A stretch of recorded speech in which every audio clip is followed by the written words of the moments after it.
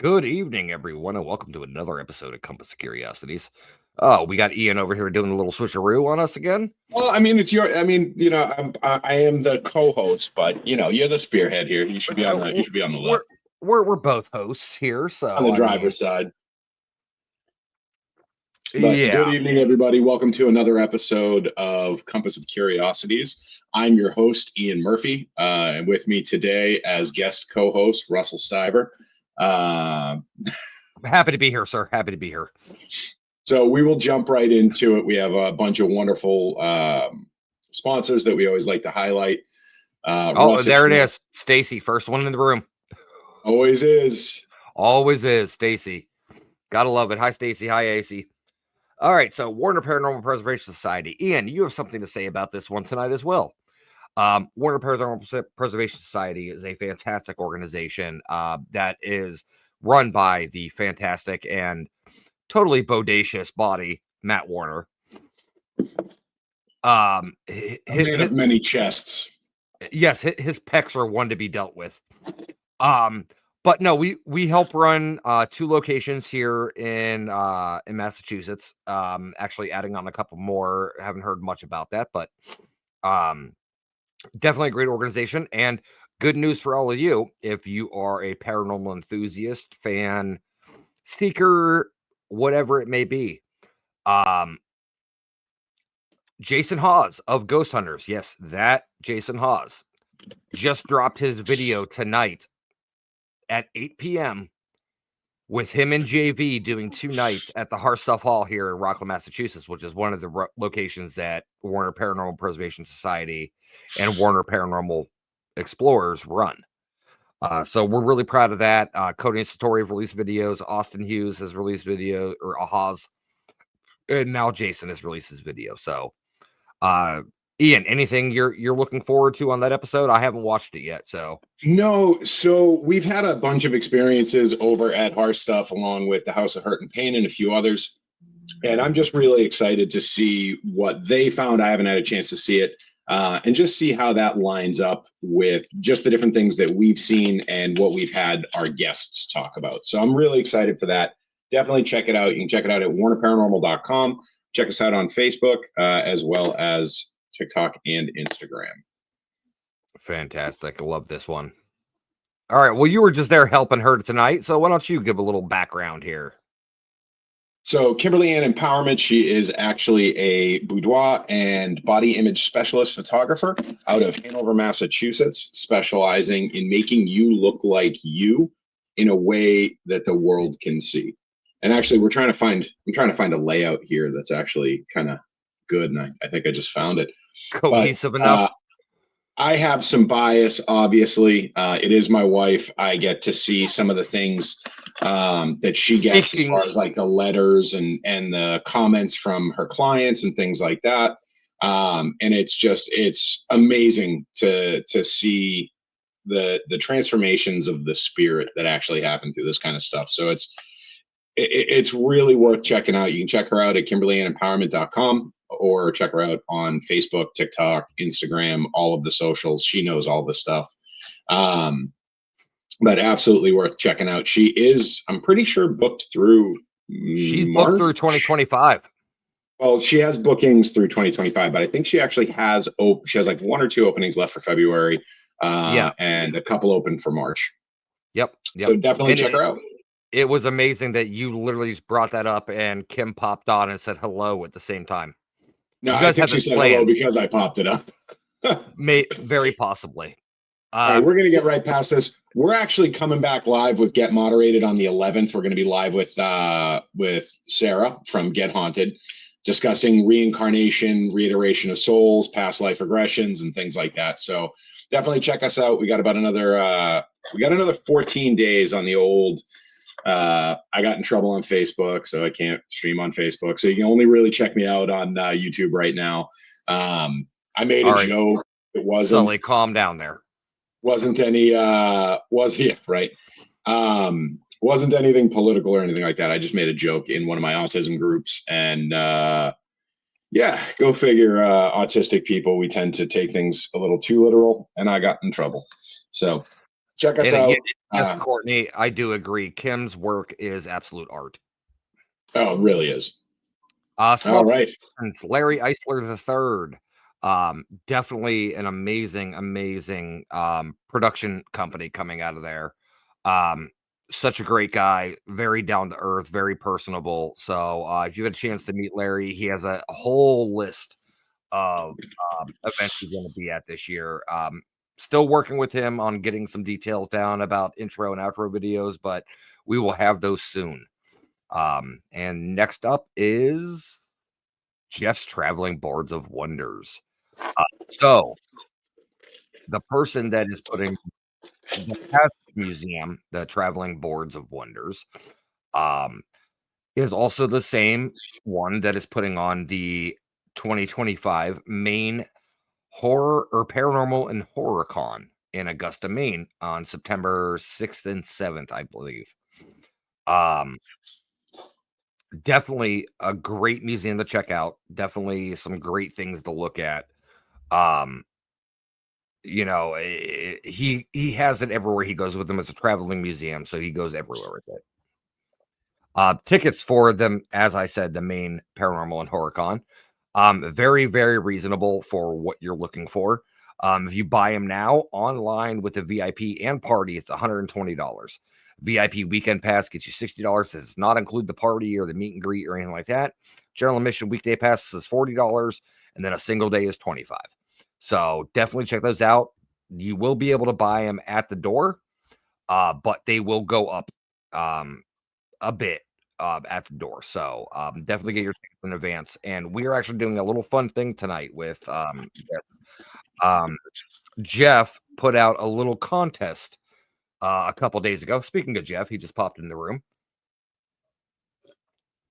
Put out a little contest the other day of anybody who liked, shared, and something else, a status he put up on the main horror, the main paranormal horror con page, that I would pull a winner tonight for a free t-shirt. So I'm glad Jeff is actually in the room right now. So just so you guys know, I do have all the names of everyone who followed the instructions written down. Ian and I have worked out a system that it is each name is numbered. So we will pull up a wheel here eventually and choose one of you. But let's play their little clip here real quick and just give you a little idea who's coming and what's going to be at this event. The first annual Maine Paranormal and Horror Con is coming to Maine on September 6th and 7th at the Augusta Civic Center. Come meet your favorite paranormal investigators, cryptid hunters, and horror icons. Special guests include John Zaffis, the haunted collector from Sci-Fi, Jeff and Willie from Mountain Monsters, Bob Elmore Leatherface from Texas Chainsaw Massacre Part 2, CJ Graham, also known as Jason Voorhees from Jason Lives Part 6, Ronnie LeBlanc from Expedition Bigfoot, and many more to be announced. Tickets are on sale now. Go to mainparahorror.com to get your tickets and VIP packages now. For more information, check out Maine Paranormal and Horror Con on Facebook and Instagram.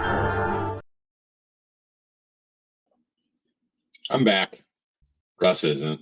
Oh, there he goes. I'm back again. So yeah, it doesn't just include the t-shirt. Jeff just corrected me in the chat room. It doesn't include just the t-shirt. It includes a one-day ticket and a signed poster from Jeff and Willie of Mountain Monsters. So if you're a cryptid enthusiast out there or anything, that is fantastic to have. So what we're going to do, Ian, if you want to bring up the wheel. Oh, we're doing it now. Okay. Yeah, we'll just do it now. We'll get it out of the way. We're 10 minutes into the show already. We might as well. Well, we have our guests sitting in the looms, just stuck scrolling Instagram because we're like taking so much time. All right, so everyone has been assigned a number. I didn't want to put everybody's names out there. I don't know, privacy, what have you. So I'm gonna spin the wheel. I know the names. Ian knows the numbers.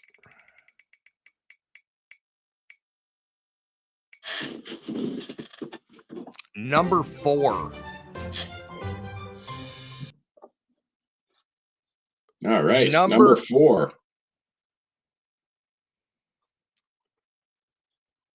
Okay. And that's that. Number 4. All right. Number 4 is someone. Keeping it interesting and engaging, Russ. That's what I love about you as being a co-host. Just Number 4 really. is somebody we both know and is very well known to the guests tonight. Oh, is it? It is. Well, I mean, is it someone that would be upset if we said their name? Nope, not at all. Miss Zoe Mary.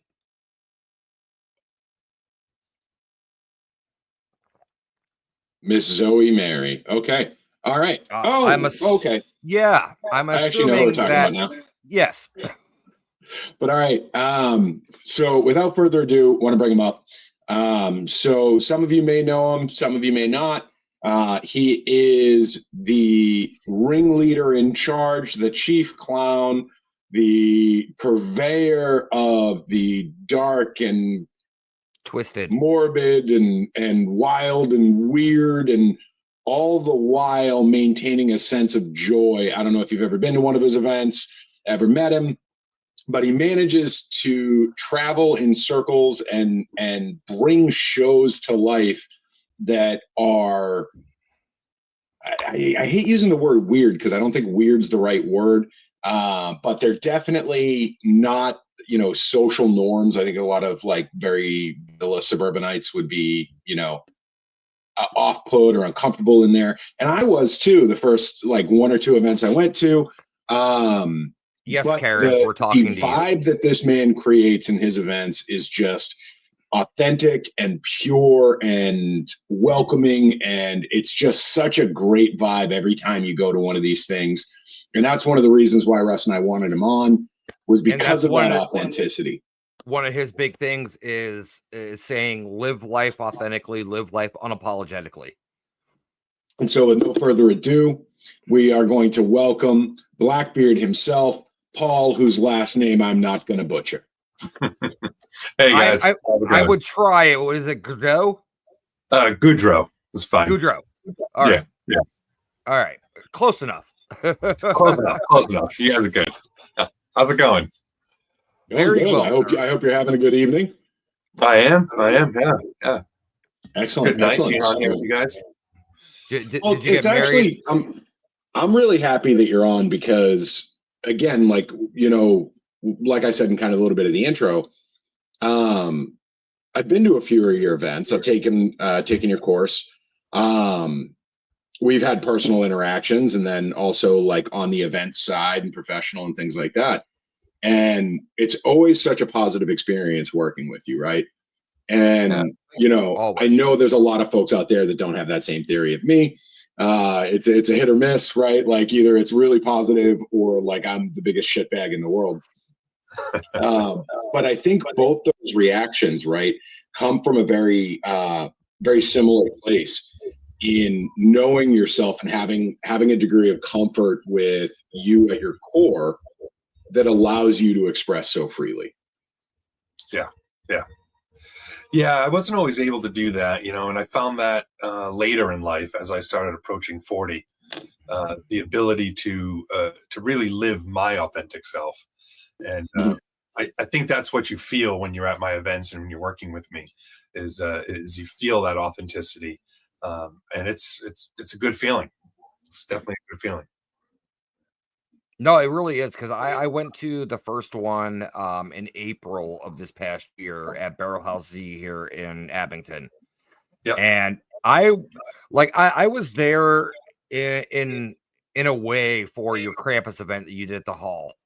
I was still recovering from my surgery and everything like that, so I wasn't able to hang around long. But the way that people interacted and shared with each other and everything was just amazing to see everybody come together. And the same way at Ian, are you getting a little bit of echo? I am getting a little bit. Okay. Yeah. I was just making sure it wasn't just me. But seeing everyone come together, especially at the hall event as well as the Barrel House Z event, The Barrel House Z event, I was with Ian for predominantly part of the day, working our table for Warner Paranormal Preservation.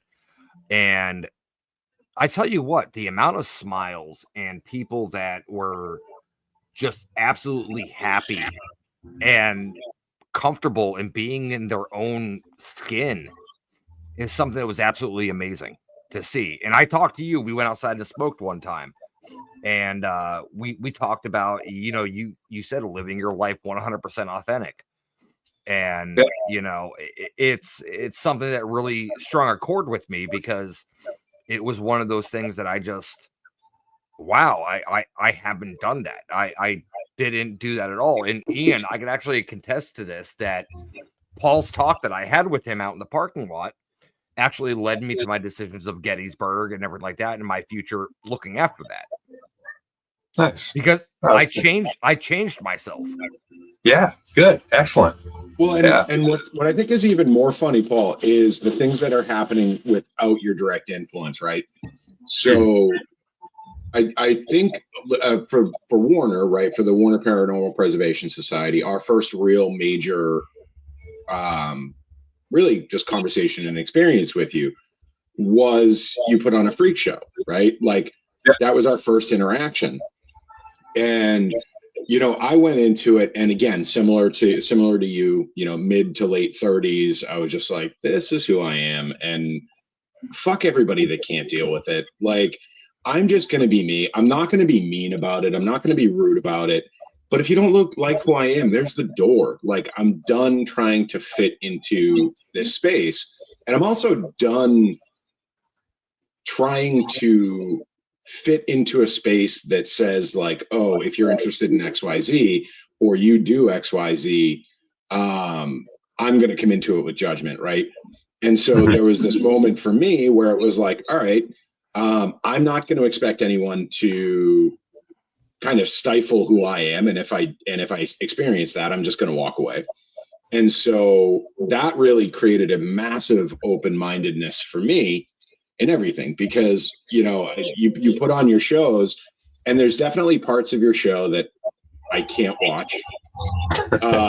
It's the suspension stuff. I can't do it. That. But that's a bit much for a lot of people. It was so funny. And you know what it is? It's not even like the concept of it bothers me.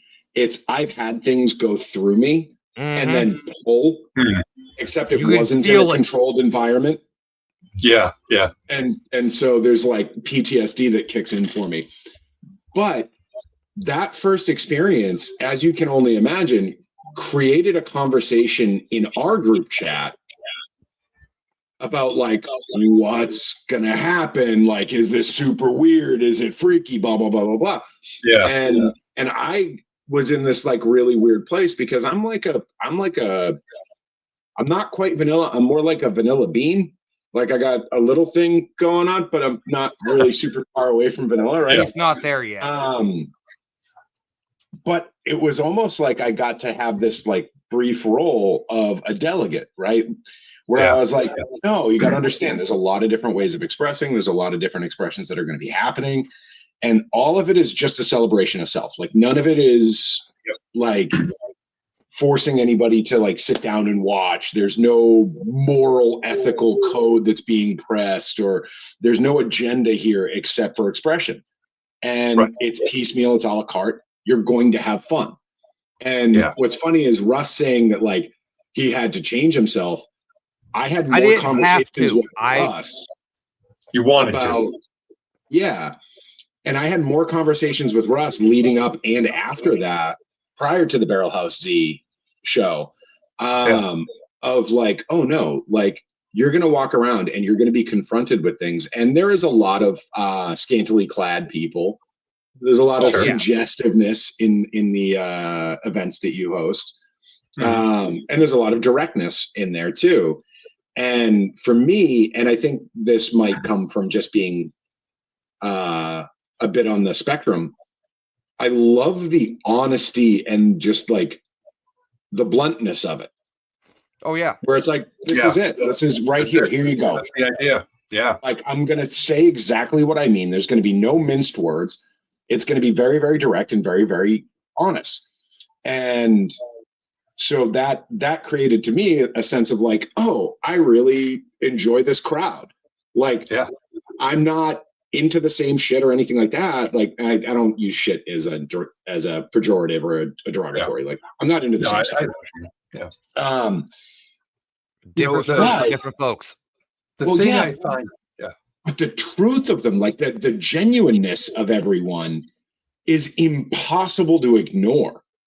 Yeah. And like, Oh God, yeah. Because you've created that safe space, and it was so funny talking with Russ, because the conversations that he and I were having were so similar to the conversations I was having with myself at 34, of like coming to terms with who I am and like trying to find out like the core. And it's all such an exploration, right? Like, now, mind you, Ian is only a year older than me. Yeah. Physically. So I think we're all about the same age, guys. Yeah. Yeah. I'm going to be 41 in April. No. Okay. Maybe I'm the old one. I'm 43 this year, right? So, but that was, and I'll tell you, just so you know, the ripple effect you've had, right? Yep. Is just us being in your orbit has created conversations that were actually meaningful, right? Like they were, they weren't, they weren't necessarily this grand revelations of self, but they were these little microcosm events of we were just around, or we're about to be around, or we are actively around a group of anywhere from like 40 to 180 people that are just totally okay with who they are. Yeah. And being in the presence of that, one, to me is amazing, but two, it just causes those conversations. I'm sorry, I cut you off like 9 times. That's okay. It's okay. No. You know, like I was trying to jump in there too. Sorry, Paul, but I was trying to jump in there too. But like Ian has known me for 8 years now, which is scary to think about. And the person I was to the person I became now, it is night and day difference from what I used You are to be. such less a bitch now than you were like 8 years ago. Thank you. I appreciate that. You're welcome. I've been working really hard to make sure that happens. Why do I hear a dog clicker in my ear? Yeah. Yes, you know, guys, there's a few things that start happening to you when you start living your full authentic self. Yeah. And the first thing I think you really start to notice, and Ian kind of hit on this a bit, is that you start to become more tolerant to and so people that maybe are not their authentic self doesn't necessarily match with your authentic self, but you appreciate them for who they are because you have now found to live who you are. And I think that's definitely one of the big things that happens. The other big thing that happens is, unfortunately, you push some people away, right? When I started living my full authentic self, I lost some friends. I've got some family that doesn't really like to talk to me anymore. But on the flip side of that is you start attracting the people that like your authentic self. And you start attracting more people that come into your circle that believe in you and that want to be around you and that have similar ideals as you. And so, you know, you might lose a few, but you're going to gain so many more people around you because of that. You know, because people who are authentic, they're intoxicating. Their personalities are intoxicating. People want to be around them. People want to feel that energy. They want to feel that release, that you don't have anxiety, those types of things. And that's another thing I should have mentioned is your anxiety level drops. You know, when you're not living to almost zero about everything. Yeah. I don't have any anxiety anymore, and I don't care what people think about me. And when people say shitty stuff about me, you know, I used to get really worked up, and it used to really hurt me inside when people said things about me that weren't great. And now I brush that off.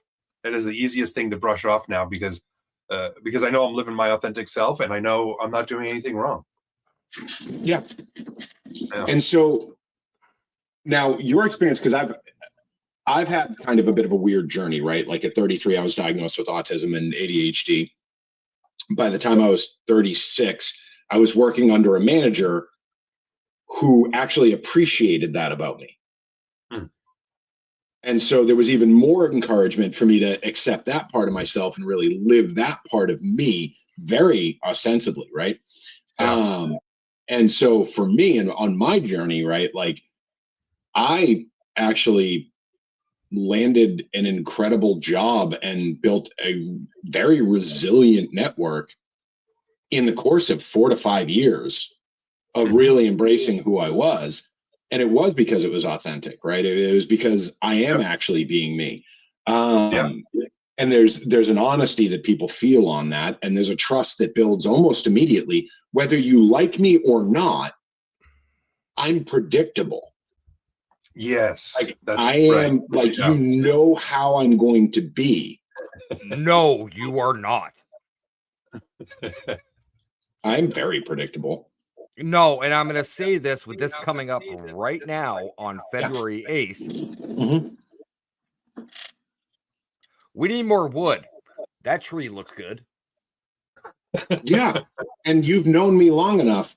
At what point would you think it was beyond me, 8 drinks in, to grab a chainsaw and cut down a tree at 11 p.m.? See, Paul's laughing. True story. Paul's only known me for a few years. He's not laughing because he's shocked. He's laughing because he can see it. Yeah, I'm not surprised. Yeah, like anybody that has heard that story or seen the video is like, yeah, that tracks. Like every single person says that tracks. And now, so that's the big question, right? You're imposing what you do on me. But when someone tells you a story like that and everyone goes, yeah, that sounds like Ian, who's right? Right? Like, am I actually predictable? Because no one was shocked that I did it. No, everyone just sat there and watched you. My wife was just like, oh, Jesus. Oh, Stacy, it was actually a birch that had been dead for a while. It had no branches. Thing was like 70 feet tall or 60 feet tall. It came down super fast. It burnt real well. 11 o'clock at night, all you hear is, I think with Ian, I think there's an unpredictableness in your predictability. That makes sense. Or maybe I said that opposite. But cutting down a tree at 11 o'clock at night is like unpredictable behavior. But for you, it tracks.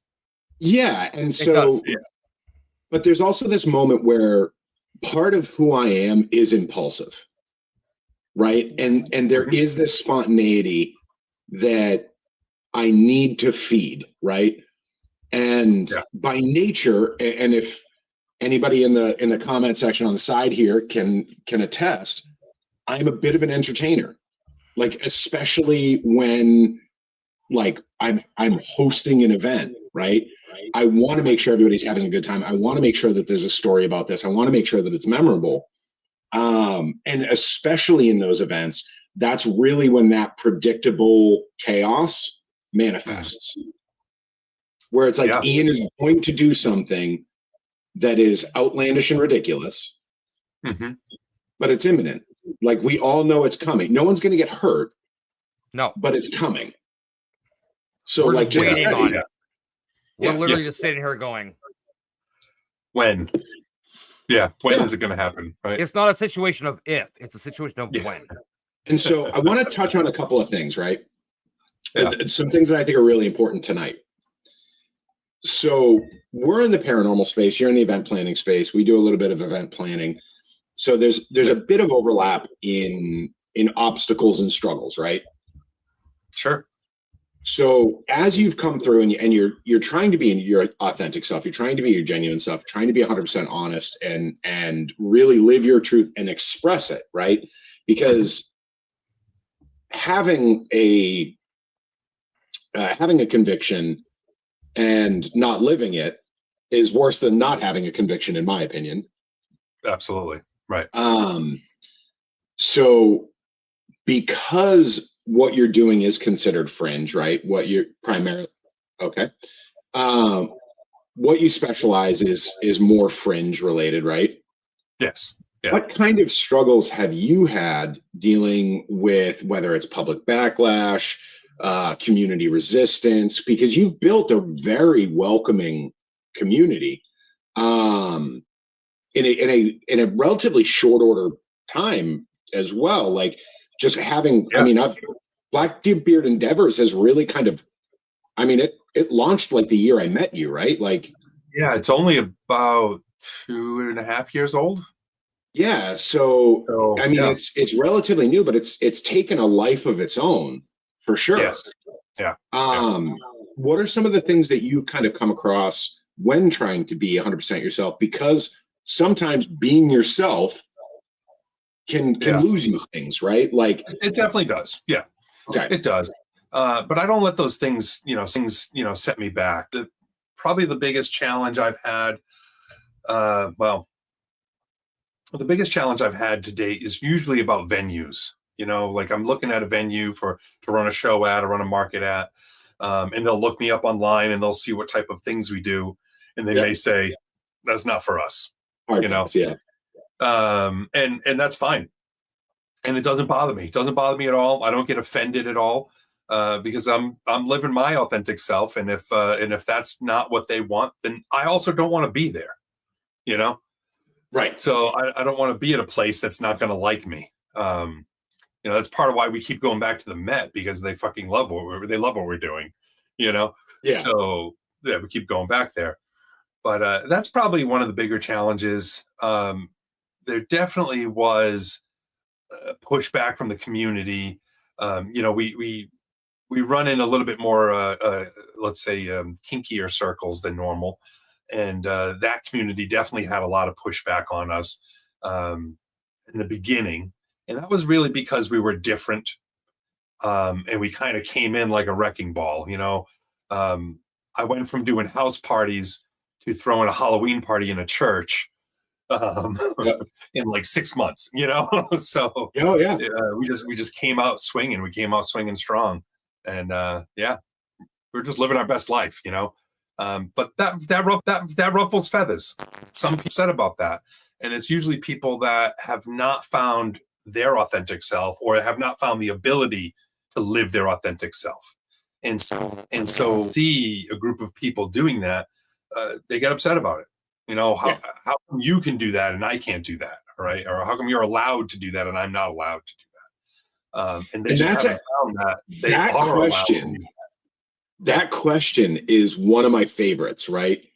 Yeah. Like, because I've had people historically ask, because again, I tend to inject a little bit of chaos into like everyday situations intentionally, right? I like to push the boundaries. I like to kind of feel out where everybody's limits are and things like that, just on a social level. And I've been asked by almost every group of people that have met me, how do you get away with saying the shit you say and doing the things you do? Yeah. And I've always, and like I've said, one of my favorite examples is I attended a pretty prestigious school out in Manhattan. And I got invited for the first time out to a burger bar with a group of peers. And so we went out for burgers, and there was a gentleman there who was French. And for the life of me, I couldn't remember his name. And so I called him Pepe all night. and he and I went back and forth, and everyone was like, Ian, you can't do that. You can't do that. You can't say that. And everyone's like mortified that I'm doing it. And meanwhile, he and I are laughing and having a wonderful time. And it's because there was a vulnerability of myself that I'm expressing in that moment, right? Where like I'm being genuine, I'm being very real. I don't think anyone at the table thought I was masking or like I was hiding any aspect of myself. And that what made it so much easier to convey that I'm calling you Pepe because I'm a fucking idiot, not because you're French. Yeah. Like I'm lacking the cognitive ability right now to remember your name. And so I'm going to mock not only the idea of this whole like racial stereotype or ethnic stereotype, but also myself in using it because I just can't remember your damn name. And so you say this, why are you allowed to do that and I'm not? Right. And so I think that for me, and I love that you brought up that question, because truthfully, I am me. That's why I'm allowed to do it. Yeah, exactly. But that's in there. Those people ask that question because they haven't found the ability to do that, or they haven't found the strength to do that yet. And so they've not allowed to, So and I think far too many people get caught up doing what's expected of them, right? Or what they think people expect them to do. And they're too hung up on, trying to make somebody else happy or trying to fit in or, whatever. And so that's why they ask that, they don't understand how you can do it and they can't. So here's I think, sorry, Ian, I didn't mean to cut you off, but I think that's actually one of the questions I asked Paul when I first talked to him. I was like, how do you do it? Like, how do you just do what you do and not worry about the ramifications or the blowback or anything like that? Yeah. I'll tell you guys, there was three things that happened in my life that caused me to be able to be who I am. The first thing that happened was I had heart surgery. I had open heart surgery about 10 years ago. I had a bicuspid aortic valve. I had to get it replaced with a mechanical valve. And I almost died because my heart was ready to explode and they had to do that. So real quick, do you consider yourself a cyborg? Yeah, because I tick. We can bring him back stronger, faster. Yeah, you can hear the ticking noise sometimes. But yeah, so after that, I would say that was sort of the trigger that started the process. Because after I got out of that heart surgery, I was married to somebody that I didn't really want to be married to. I was married to them because my parents wanted me to be married to them. I had the job that my parents wanted me to have. I did what I was expected of.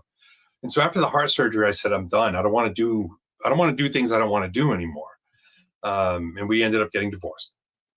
The second thing that really started pushing me more into living authentically was my partner, the woman that I was with after my ex-wife. We had a breakup, and she decided to help me out all of my weird sex thing. My parents, she called my mom and told my mom everything. She told my employer everything, and tried to get me fired from my job. And so that was a really hard time. I'm not going to lie. That was a very, very hard time for me. But what happened was my mom still loves me and my job didn't fire me.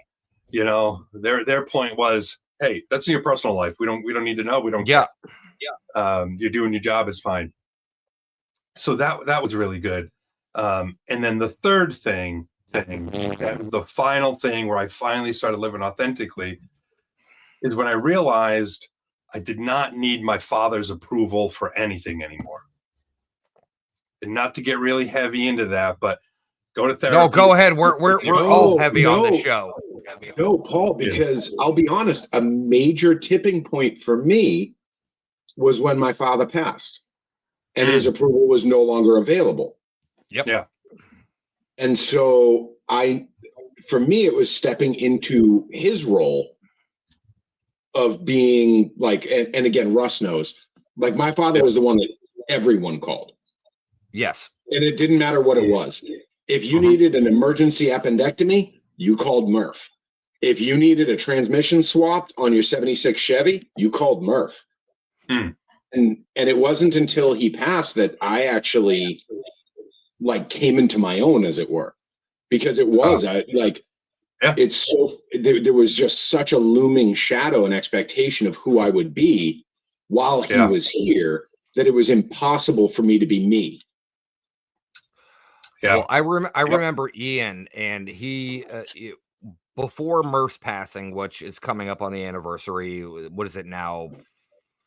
6 years. Six. I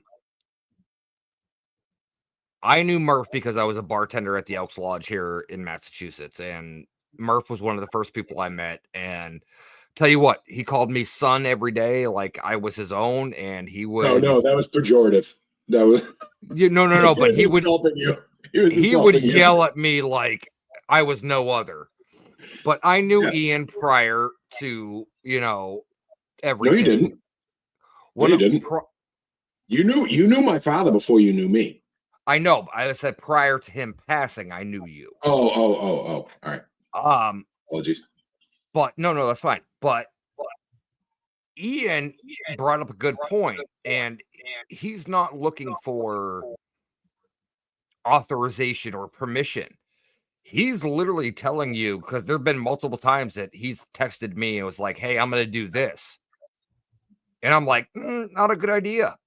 And he's like, I wasn't asking. I was telling you this is what I'm going to do. And it happens. Yeah. And it's, kudos to him for that, because I didn't start living that way until just about a year ago. Well, because I decided, Paul, after watching your events and doing some of the stuff with Warner, I'm putting on a massive scale campground event in August. Oh, awesome. Yes, it's either going to be late August, September.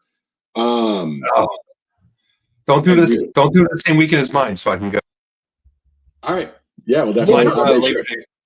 That was on my list too, Paul. So we'll bring that up. That was on my list too. Okay.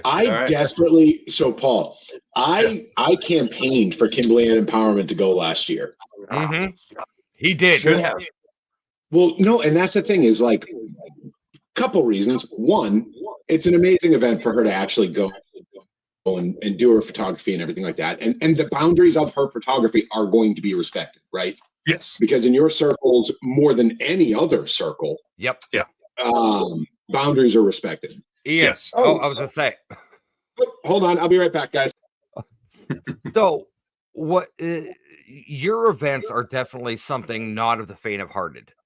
You do a camping trip every year up in Vermont. Yeah, northern Vermont. Okay. So tell everybody a little bit about that. We're going to get to your newer event that's coming at the Met on February. So we Freak Show Festival. It's a day festival, and it's at a clothing optional campground in northern Vermont. The idea behind the festival is celebrating that authentic self. Of course, with some of that comes a very there is a kinky sexual undertone to the whole event. But the way I structure my events is, if you came and you did nothing like that all weekend, or you never got naked, or you never did any of that stuff, you still a really awesome time. Oh yeah. And so it's very well rounded. We set up an entire carnival midway. We've got the big top tent where we've got bands and different shows. We do burlesque shows and side shows. During the day, there's classes, so you can learn how to do some of the sideshow tricks, or learn how to be better about putting on clown makeup or things like that. So it's really an adult circus or an adult carnival. But it's a really fun time. All right. Well, our second guest is back in bed. Okay. This is why I normally do it from the studio, from my office. I usually don't do it at home. But I thought Ian came back with no sleeves on. Oh. Oh, now we're doing this. So, do you think the term freak show is derogatory? No, I don't. No. What do you classify a quote unquote freak show as? Yeah. So, I've got this little speech that I give before our freak shows. I won't give the whole speech here, but I'll try to sum it up for you. The reason we call it the freak show is we're trying to pay homage and pay respect to all the people that were really treated poorly in those old freak shows. And the thing about that was, times those people could not hide their abnormalities or their differences, right? And so what we're doing in the Freak Show is we're trying to respect that and to bring out our inner abnormalities, Yes. not hide them. And Yeah. so it's all about trying to, again, live that authenticness. Is we're saying, you know what, I am into these freaky things. I am into this weird stuff, and I like it, and I'm going to show it off. And it's a way for us to respect the sins of the past, and try to bring that forward in a more positive light. Ian, your starter pack came in the mail. I think it was delivered to me by accident.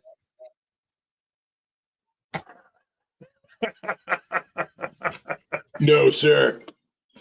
No, sir. That should have been a bush light in a parliament. Yeah, should have been. Lucky strike. When I finally quit, there'll be signs. On life, I mean. There's going to be less people on Earth. But, Paul, to your point, I really don't want to move away from that, right? I think you've hit something at the core of it. Historically speaking, right? The outliers, right, to society, whether physical, mental, emotional interests or anything like that, have always been a novelty, right? Like they've always been this almost like an uncanny valley to the soul for normal people, right? Mm-hmm. Where we're just close enough to their regular Monday through Friday 9 to 5 that there's almost an ability to relate, but we're divergent enough from the normative behaviors that there's novelty there. Mm-hmm. How do you balance that, right? Because I have people that I know that enjoy my company solely based on the fact that I'm close to being a real boy, right? Like I'm close to being this normal person. I'm a real but boy. It's the divergent behavior. It's the chaos I introduce into the situations that attract them and keep them coming back, because they're afraid to make those kind of choices. They're afraid to put themselves out there in that kind of way. How do you balance that, right? Where you don't become the exploited attraction versus the authentic individual who's in a place of acceptance? Like, are we going back to the Barnum and Bailey times, or are we going? Oh, I'm talking about like Wednesday of last week. Okay, yeah. Well, no, I meant because everybody out there. One of my favorite movies is Greatest Showman, musical out there. Hugh Jackman, Zac Efron, fantastic. Tremendous amount of propaganda. Yeah. Tremendous. But it is such Very a good little movie. Historical accuracy. But it was based off Barnum and Bailey. Right. Loosely. In name alone. Loosely. Yeah. But it's one of my favorite movies. And, it was something that Hugh Jackman's character always promoted, was living authentically to yourself. Don't let anybody look down on you. You are who you are for a reason. Mm-hmm. Correct. But how do you ride that line, right? Because I personally have struggled with it, because every now and again I like being the attraction. You know what I mean? Like every now and again, because I know, or I hope that happens once a month at home, Ian. I don't want to hear it. Planted a seed, right? Like, what's that, Russ? I said that only happens once a month at home, so don't. Yeah. But no, I hope I've planted a seed of like self-doubt or self-reflection, right? And that's my hope coming away from a lot of the interactions I have. But there are times where I do play the performer. There was an evening in Gettysburg where I was very intentionally the sideshow. I was very intentionally the non-normative person. You did that to yourself. I did. Well, I did it out of spite, actually, more than anything else. is I wanted to be an affront to the palate, right? Like I wanted to be offensive to the folks around me. But when I'm doing that, I'm living up to the more caricature. people. Yeah. Well, but I'm also living up to the caricature. I'm not actually a person anymore. I'm now this like thing that is close to personhood. You're this drawing everyone created you to be. Yeah, if you're, I don't know if you're going to use the word character. Yes, shush. That's okay. Yeah, I don't know if I balance it, Ian. I'm not really sure because I live every day who I am. So in every interaction, whether I'm talking to my mother or I'm talking to my boss at the office, I'm living my full authentic self all the time. So maybe I have some growth to do. Maybe I should stop weaponizing myself. Yeah. The conversation might change, right? If I'm at work, the conversation's going to be professional, but I'm still living my authentic self, right? I'm still going to go about it authentically. Here's an example. I like to be super honest all the time. And which is very dangerous in a corporate situation. It is. So I'm in a meeting the other day, and I admitted that these other directors had a higher level than me, right? I said, well, I'm the more juvenile one in this space, is what I had said, and afterwards my boss, oh, you can't say that. They're like, everybody feels insecure and they'll never admit when they're insecure.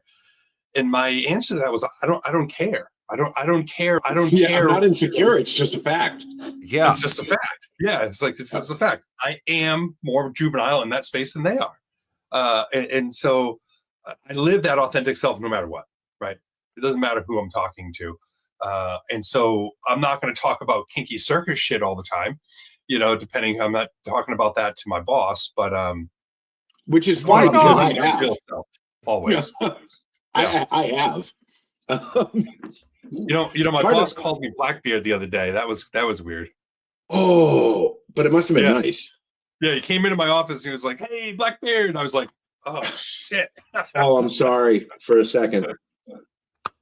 Yeah, Russ, I'm not off put by the fact that you just took a slam of pickle juice, or the fact that you have a gallon jug of pickle juice. It's the amount of pickle juice that's already gone that has me bothered. Sad thing about it is I had 2 of them. This is the second one. I love it. For anyone in the comment section, if you're drinking cheap booze, pickle juice will crush a hangover. It will absolutely. Great.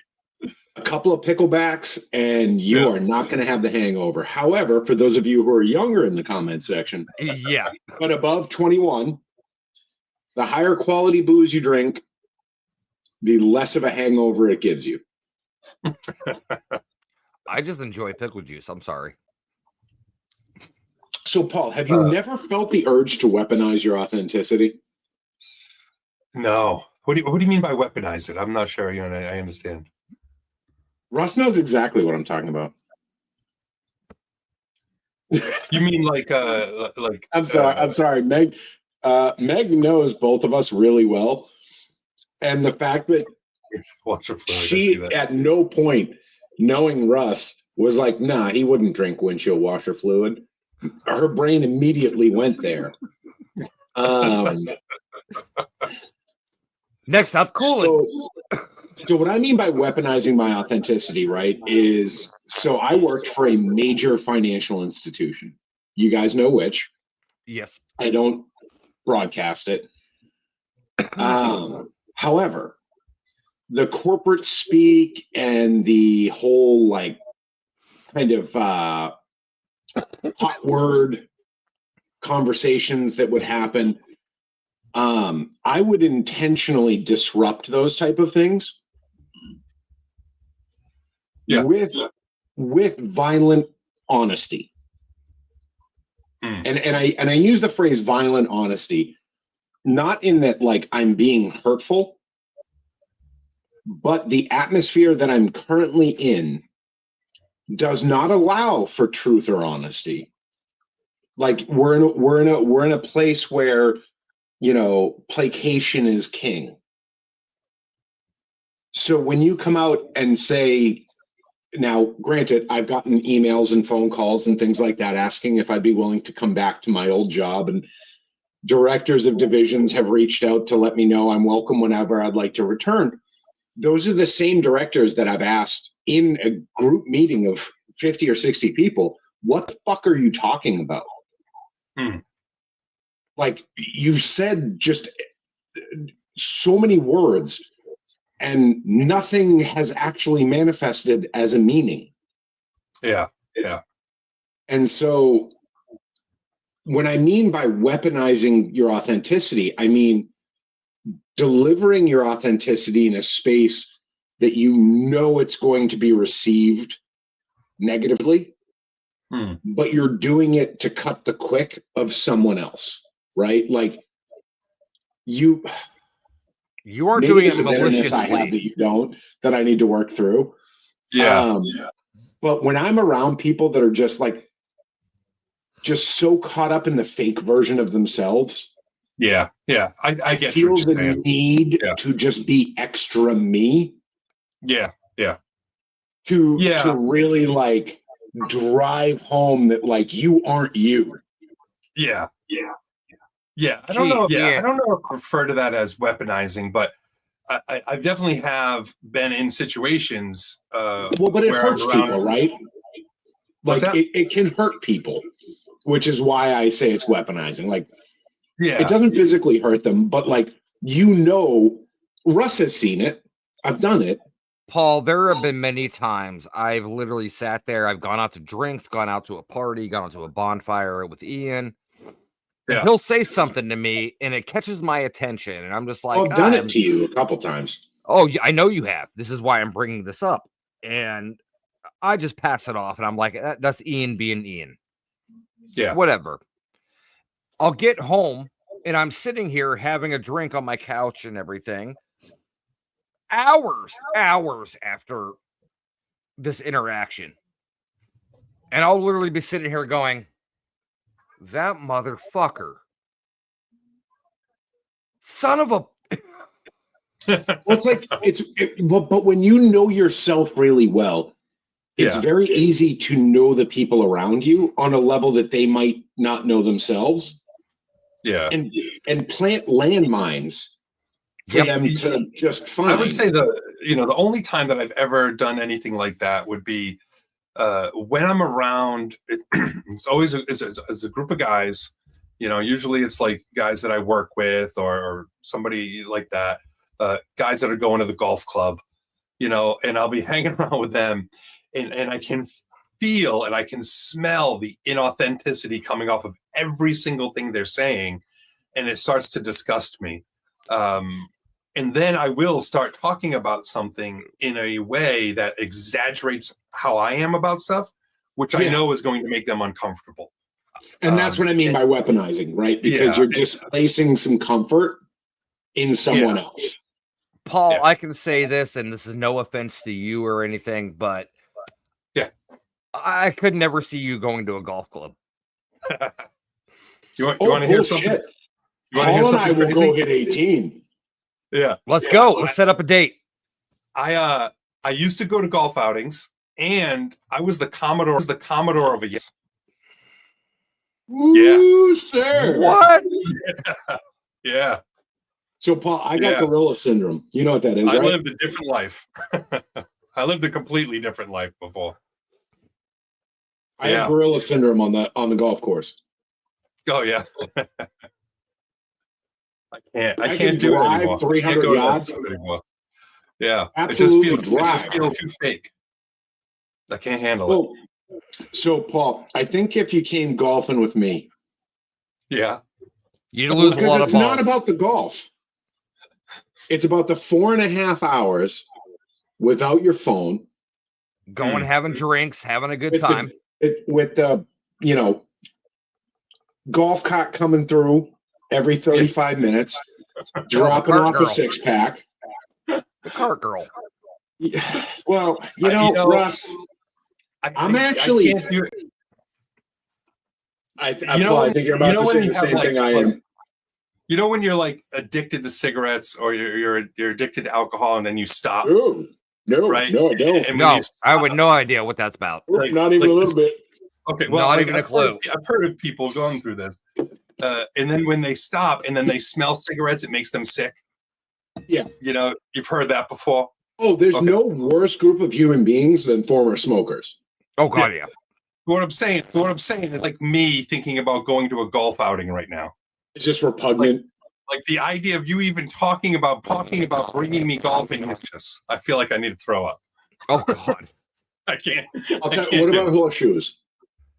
Horseshoes, I'll play horseshoes. Cornhole. All right, we'll do horseshoes instead. Oh, yeah. Horseshoes, cornhole, whatever.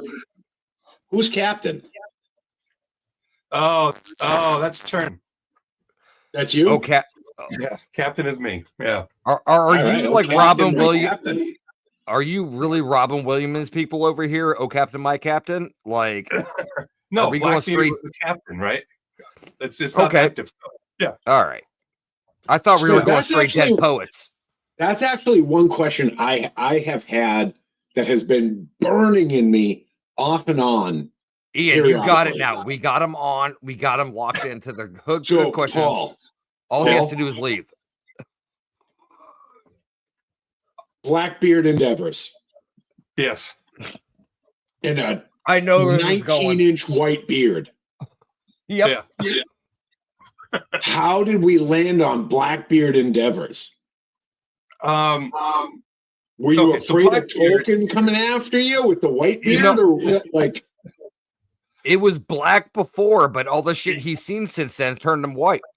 Well, exactly. You do know that there's a pH thing that can turn a beard white? Yeah. Stop it, Ian. All I'm saying is if you look at my beard, it's much lighter right here. Yeah. See, I like to stack them 3 high. That's why I need, Yeah. Oh, for fuck's sake.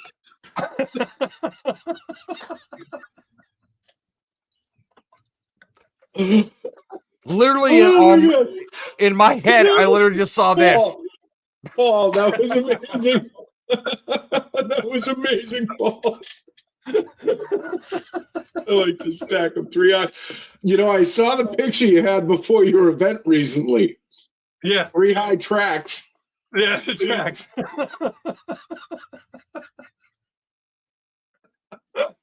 He's dying. I'm living the dream. He had to kick himself off because he can't even speak at this point. Oh my God. All right. So why Blackbeard? You want to know? Yeah, I do. Why Blackbeard? So I've always had a real fascination with sailing and pirates. Okay. The whole idea behind. Hold on. Time out real quick. I'm going to lose my train of thought. The ADHD's taken over real quick, and I want to put it out there real quick. Bring back pirates when you're done with the story. Okay. So I've always nation with that, and there's a lot of reasons why about pirates, but Blackbeard the pirate is always sort of my favorite pirate, and it's because of the pageantry in which he did things. So it wasn't just hey, we're going to go take over this ship and we're going to attack these people. We're going to do it, but I'm going to make them a demon. I'm going to make them believe I'm bigger than that I'm more than human, right? Yep. And that's what he went about life with, with all the guns and the smoke coming out of his beard. Oh yeah. Mm-hmm. That pageantry, that excessiveness. Can you imagine if he had access to dry ice? What it would have been like? Oh yeah, totally. He would have put dry ice in cannons to make the fucking water smoke as he approached. Yes, exactly. All right, that tracks. That makes way more sense. All right, but pirates. Yes. How would you feel about coming with me to a 3-day pirate event with a man named Thor? Let's do it. I'm down. All right, we got to bring Russ back up because it's actually his father-in-law who invited me to Pirate Weekend. Oh, cool. Before he invited Russ, his son-in-law. Is this one of the Cape? Russ, you're going to need to come on for a second. Put that away. You fucking degenerate. I don't even care. You're going to smoke on the podcast. Right. It's in Maine. Where is it? It's in Maine. It's in Maine. Okay. Yes. Cool. All right. Yes. So Russ, we need to get a group chat going with Dor. We're gonna do Pirate Weekend. Well, I work at Spirit, so I can get all our accessories. Nice. The one that's in the Cape actually asked me if I would be Blackbeard the pirate as an actor. Get the fuck out. Yeah. I turned him down because I had too much going on. But maybe this year. Maybe I'll do it this year. Oh, you got to do it this year, and take me with you. I want to be a clinger on. I want to. Yeah, you're gonna be a Smee. I can be Smee. I can be Smee. It ain't You're gonna no be a trouble, Smee. massa. Oh shit. Oh, I can go full character. So, Paul, how do you deal with because us with Warner Paranormal Preservation Society and everything, we've done events and everything, we've gotten backlash from. Yeah. Jesus Christ, Ian, really? Once per show, man. Once per show. I got to put it out there. Per show, obviously. But we received a lot of backlash with our Christmas Krampus event that we did at the hall. Yeah. And it was literally a From craft fair. all church, just one church in town. It wasn't collective. It was just a single entity. Yeah. So my question is, how do you deal with that backlash and that backspark from people of like, oh, you can't come in here and do this. How do you deal with that? Because a great story that I heard is when, oh God, what movie? Was it Dogma that came out? That Kevin Smith actually went out and protested with the Westboro Baptist Church. He actually became friends and converted the daughter of the founder of Westboro Church. Yes. Wow. And took them to the movie and saw it with them. Yep. Okay. All right. So how do you deal with that backlash? Yeah. To be honest, I'm pretty disappointed that I haven't gotten any real backlash yet. It's coming. Don't worry. Oh, we could bring Krampus into a hall, but you're hanging people from ceilings and shit, and you get none. I threw. Now I get it. I threw a BDSM Halloween party in an active church. We put the spanking bench on the altar. I did that 2 years in a row. Nobody said anything to me. Now I'm running a totally satanic burlesque show coming up in February where I got the demon hosting it, and nobody said anything to me. I'm dying for a church to jump on and start protesting. Can I ask you, please, Paul, tell your churches, tell them about me, tell them to start the spot. He's over here like, bring it on, let's go. Bring it on. But Paul, I think here's the problem. When you spearhead as an authentic person, right? Yeah. When you are the face man, you can't be baited. No. Yeah, exactly. And so it's not worth the effort. And I think there's a subconscious knowledge that you aren't going to be baited. And so, we're in the paranormal space. And so there's debunkers and there's commentators and there's all these folks that love to like lash out at paranormal people. Yeah. And I joke all the time that I'm a nobody. Because in the broader space, I'm not. Yeah. But I welcome someone shitting on me.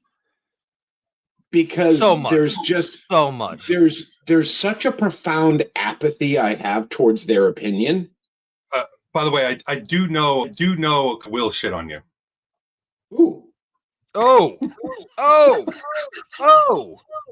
We're calling Roland Brown out here.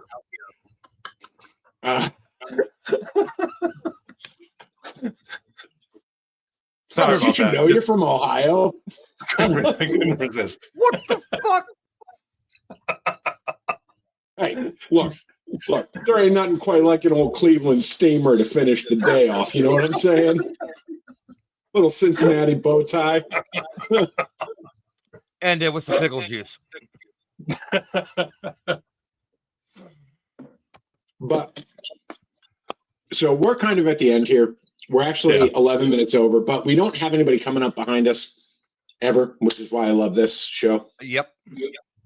We have until 11. So Paul, tell us about your February event coming up at the Met. What you have coming up, man?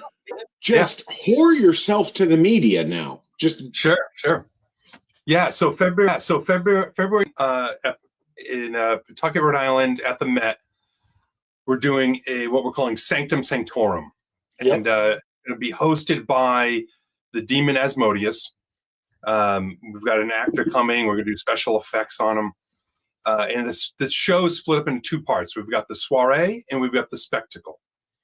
And, as we do with our shows, we always have this soiree portion where you can come in, you can meet the guests, meet some of the cast. Asmodeus will welcome you into his Sanctum Sanctorum. If you guys go down to then you can see the Sanctum Sanctorum. Click on the logo on the left. So let's go with it. There you go. Click on that. Oh, there you go. Oh, I know that person. You know her. Hey, I know her. Yeah. So we got, you come in, Asmodeus is going to greet you. You're coming into his event, his soiree. We're going to have demon waitresses dressed up in latex, coming from Phoenix Latex, who sponsored the event. Can I ask you a question? They're going to be handing out drinks and little snacks. We're going to make these little tea sandwiches and these special chocolates from Jesus. So we got some chocolates coming from a friend of ours, the Pleasure Witch Confections. She's also sponsored the event, and so you can come in, you can meet some of the people, you can hang out, get a cocktail, have some snacks. Viscera, bottom right there, she'll be hanging around doing different tricks and things for you during that soiree portion. We also have some go-go dancers that'll be on stage, and then we'll start the spectacle. Spectacle starts about 9:00, and that's going to be a burlesque show, but a burlesque show like you've never seen before. Asmodeus will be on stage and he'll introduce each act. And some of them are a little bit more of your traditional burlesque with a devilish twist to it. And I'm not going to spoil it, but some of them, there's going to be blood. There's going to be real blood. Yeah. Paul, I just got to say, when you did a perfect plug right there. Yeah. When you were like, oh yeah, and then 9:00 starts the spectacle and adjusted your glasses. Well, hold on. I take umbrage. Asmodeus or Asmodeus? Because are we going Greek or Roman? Oh, here we go. Asmodeus. Asmodeus, yes. Being of the Catholic variety of upbringing. The flowers that were picked too soon. Oh, someone has Google. I love it. So, Paul, there's a long-running joke with Russ that after I do a show with him, he has to go to Google to figure out what the fuck I said. Yeah, pretty much. Hey, we're always learning. Everybody's always learning. That's why I wanted Ian as my co-host, because I'm always learning stuff from him. Yeah. Yeah, because it's that odd couple, intelligent and then. Yeah. Yeah. We are grumpy old men. We are Walter Matthau and I can't remember his name. Jack Lemmon. Because you're irrelevant. I'm Walter Matthau, obviously. You're the other guy. Jackass. But Paul, so you told us a lot about the event, right? Yeah. What's going to happen, the times it's going to happen, the folks that are going to be there. Where is it? It's at the Met in Pawtucket, Rhode Island. That's 1005 Main Street, Pawtucket. If you ever went to Lupo's, you ever go to Lupo's Heartbreak Hotel? No. Like No. back where kids in Providence? No. Anyways, it's from the owners of Lupo's. Okay. Excellent people, really excellent people. And they love us. They love everything we're doing. They love the diversity and the openness and the authenticness that we are. Whoa. Can't use that language in the new America. Oh, yeah. Sorry. Yeah. I mean, you know, if their hotel was called the Heartbreak Hotel, I'm pretty sure they'd be all behind you anyways. So I tend to remove people or myself if we're going to continue down a road that is going to get anybody in a lot of trouble. He is very self-aware not to get us canceled, so he removes himself. Oh, good. There was like 14 comments I made off camera. Yeah, there were. I saw his mouth going over there, like. Well, it's tough, right? Like, we live in a space where, like, we do strive to be 100% us. Yes. Yeah. But also, someone's probably keeping a list of us. Yeah, could be. Wait, there's lists? Oh, I'm on like 4. Only? I still own a hardcover copy of Anarchist Cookbook. I'm pretty sure I've been on a list since 1993. And a white van just pulled up outside of my house. Oh, hey, you know what? They're not going to pull up to mine because they know that I will be my authentic self if they attempt to enter. Yeah. Hard on with the whiskey glass and go and come at me, motherfucker. Yeah, well, you know, I'd rather die on principle than an empty hill. So, Paul. Yeah. I don't know if you know this. And Russ is removing himself, but laws are just threats made by the socioeconomic ethnic group in a given nation.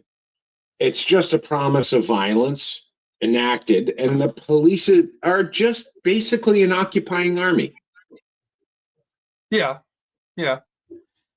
I can see that. And if you missed that, if anybody over on the side missed it, there you go.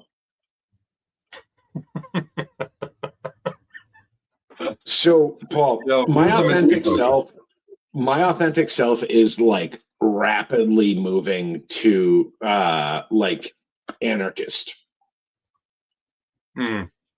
Russ left. Yeah. He's not even a part of this. Yeah, I wouldn't go to this myself. I think there needs to be some law and order. But law and order arises out of anarchy, right? Like, explain that. Well, because if anarchy rules for long enough, or even for short periods of time, a hierarchy manifests. Yeah, to get things in order, to pull things back in. Precisely. And so anarchy is non-sustainable. What's that, Russ? I said that was just Secret Service at my door, and I didn't know your address, so I couldn't give it to him. 311 Center Street. Okay, cool. R-E or E-R? E-R. Okay. There's no R-E because the town I live in lacks the longitudinal literacy to know what R-E means. Fair enough. Welcome to the show, Paul. And you know what the sad thing about it is, Paul? I got to say that quote he just repeated to you. Yeah. It's accurate, and it actually comes from Dungeons and Dragons. It's not even me. He comes said from this, a guy that runs a game. He said this the day before I asked him to be my co-host. and I still let him be my co-host. Oh, And now you know it's what? a running thing. You know what? Here's the thing, right, Paul? Every relationship needs a top and a bottom. That's true. Let the positioning tell you what's going on. I'm not even gonna guess. Well, you don't need to. He's got more holes than me. Go fuck yourself. God damn it. So, oh wow. So surrogately, through his wife, he's a power bottom. Okay. Yeah, see, he's bashful, he's timid, he's going to retreat. That's okay. I'm removing myself to say something I don't want to. You know what? It works though, because I'm kind of a passive top. It's all right. Yeah. I can see that. Yeah. Well, because I'm kind of a go with the flow kind of person. Like I'll let the other person set the pace. I'm here for the pace, but I'll let them set it, you know? And Russ's wife is very assertive and dominant, and it flows through him. And she sets the schedule. She tells me who I'm going to be talking to every couple of weeks. I got someone who sets my schedule too. It's fine. Yeah, Russ, it's okay to be a power bottom through your wife. I don't even know what to say. I have no words. He would say something if he could argue it. But it's okay. It's all right. Accept that part of yourself. Move on. That's the problem. I can't argue it. Right. So just be chill about it. Your authentic self. Accept that about yourself and move on. Yeah. That was the whole. Yeah. Just slug that pickle juice, dude. There ain't nothing like something salty and briny hitting the back of your throat on a good Monday afternoon. For fuck's sake.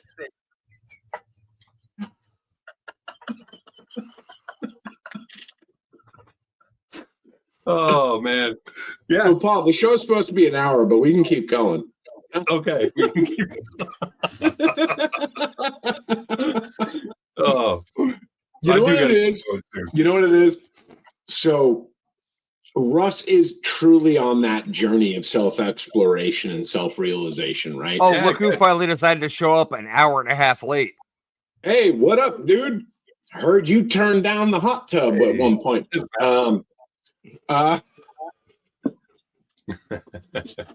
So Matt's actually funny. He comes on at the conversation about power bottom.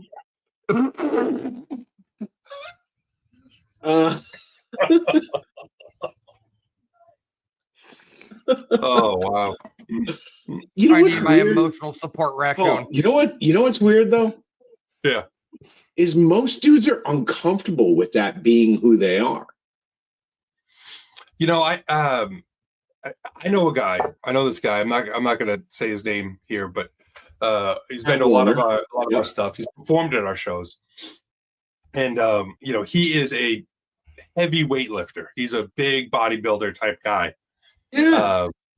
You know, and we were at an event one time, and there's this woman came walking by, and she was very attractive, and she was wearing a strap on. And, you know, he says to me, he whispers in my ear, he's like, oh man, I wish that woman would peg me. And I was like, you know, but he owned it. He owned it. He lived it. He's like, yeah, man. But here's the thing, the more, and this is what I've found in my journeys, the more someone has to be, I'm a man, the more, when that door closes and they're in their place of peace and solitude, the more feminine they are, or the more submissive they are. I shouldn't say feminine. That's actually not accurate. The I feel more like that's passive the same. or submissive they are. Yeah, I feel like that's the same for a lot of people who are not living their authentic selves.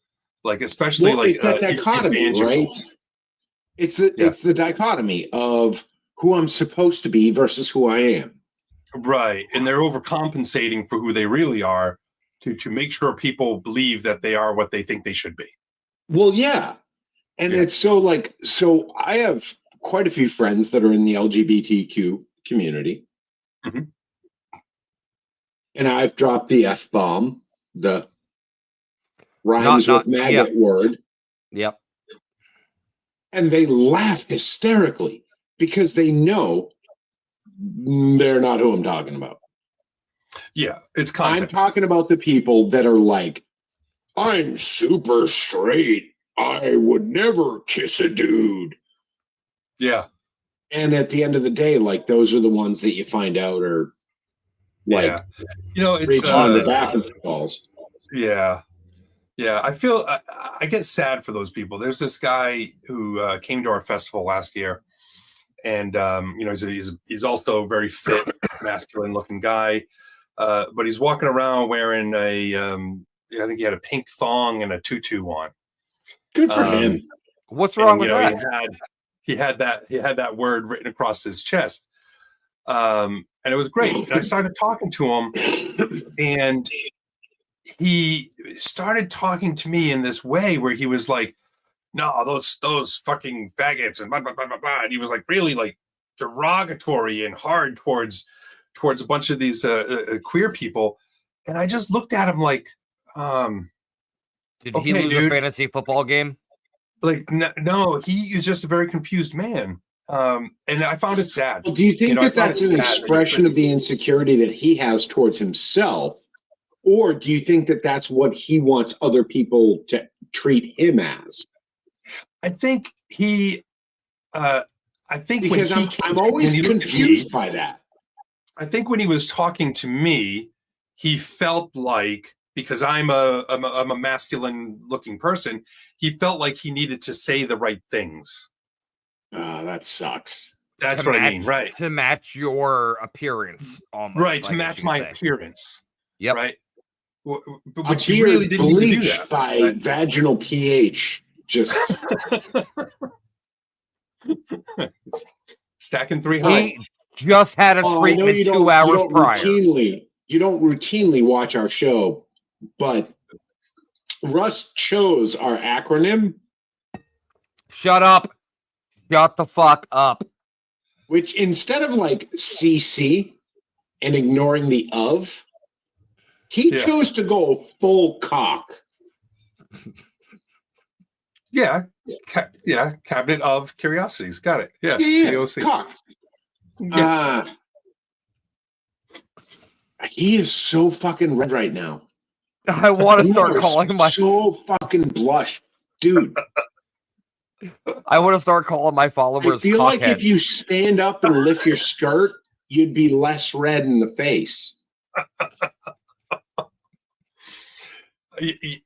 So the office I'm in, right, when we built our new building, they had 9 conference rooms, and we had to come up with how are we going to name these 9 conference rooms. And I work for a professional company, and somebody said, let's name them by planets. And the owner of the company was like, that's it. We're naming them by planets because I want to have one called Uranus. Yep, there it is. No, that doesn't work. It's in the middle. I'm angry. It's in the middle of the R&D area, and they used red corrugated metal on the outside. So it's a red wrinkled conference room called Uranus. No. I can't.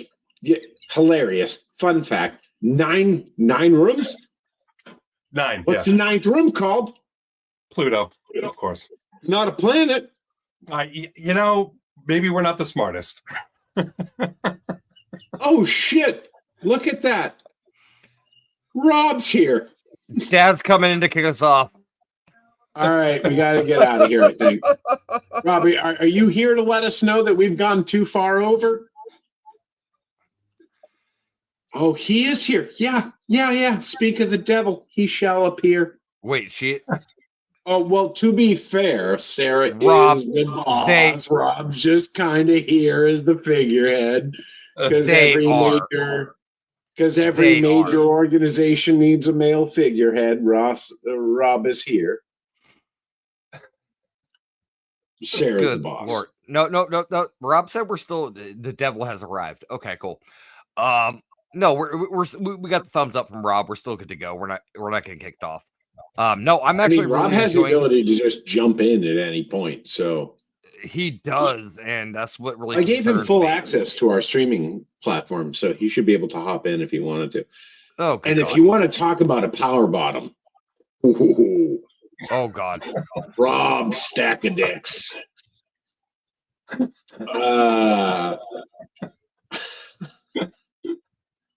Get Haunted, it's been nice to know you. This is Russ Diver signing off. This is our final episode of the Get Haunted Network. No.